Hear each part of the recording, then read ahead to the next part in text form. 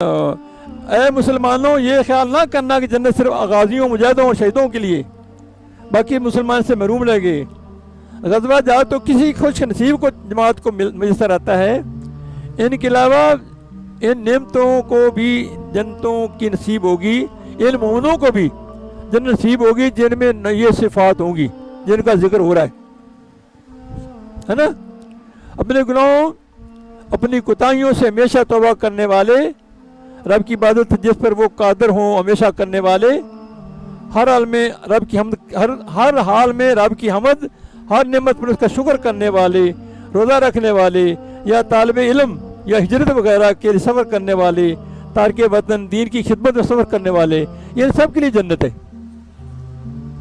ہمیشہ رکوع سجود میں رہنے والے، میں نے بولا تھا نا، میں پہلے ترجمہ پڑھا تھا نا، یعنی نماز فرض، واجب، نفل، سنن ادا کرنے والے، لوگوں کو ہاتھ، زبان، قلم وغیرہ سے اچھی راہ پر چلانے والے، امر بالمعروف اس قسم میں آ گیا، ہر برائی سے روکنے والے، ان کی زبان، ان کے کان، ان کا ہاتھ اور پاؤں، بلکہ خیال، ارادے، اعمال، افعال، اعمال کے لیے رب نے جو حدیں مقرر کی ہیں ان حدود کی حفاظت کرنے والے، حدود اللہ کی سمجھ آئی؟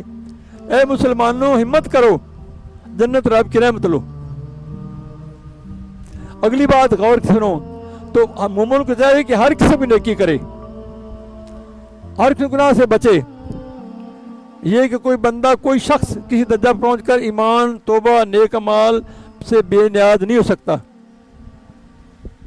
کسی مقام پر پہنچے گا اب توبہ کی اب ضرورت نہیں رہنا، نا ہمیشہ نیک اعمال کرنے ہیں، ہے نا۔ توبہ سارے اعمال، ساری عبادت پر مقدم ہے، پہلے توبہ کی بات آئی نا، ہے نا۔ اور اگلی بات محبت کی بات، اور جنت اور رب کی رضا وطن، زبان، قومیت، نسل، رنگ و بو سے نہیں ملتی، یہ صرف اور صرف اچھے عقائد، اچھے اعمال سے ملتی ہے۔ سمجھ آئی بات؟ کس بات کی بات سمجھ آئی؟ سو گئے ہو؟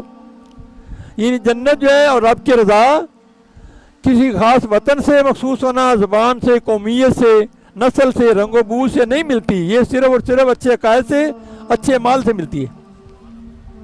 اور مومن کا وطن دامن متفاصل میں، مومن کا وطن، حضور صلی اللہ علیہ وسلم نے عرب کے لڑنے والے قبیلوں کو زبان عرب یا قریش کے نام پر جمع نہیں کیا، بلکہ اسلام و تقوی کے نام پر جمع کیا۔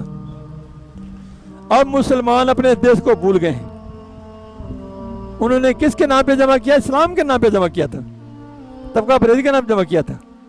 پہلے خود اپنا تعارف کرایا تھا، میں آپ پہ کیسا ہوں، انہوں نے کہا آپ صادق امین ہیں۔ پہلی تبلیغ کیا تھی؟ میں آپ میں کیسا ہوں،